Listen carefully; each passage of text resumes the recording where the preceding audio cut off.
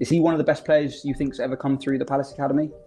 Yeah, he's definitely up there. I mean, he's got all the attributes you would want from a world-class winger. He's got pace, he's strong, he's willing to run in behind. He's also very good off both feet. And as a winger who's very good off both feet, it's so hard to defend against it. It's almost impossible.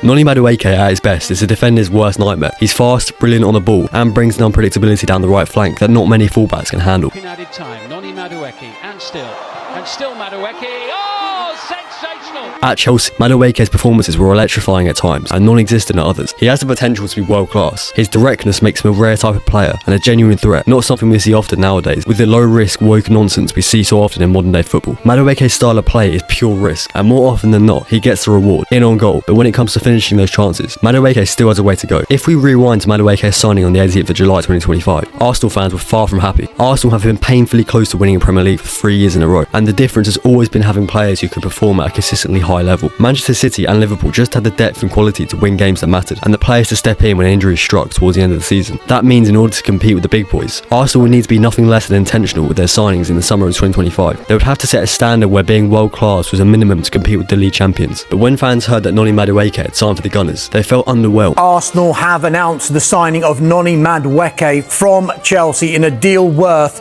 £52 million.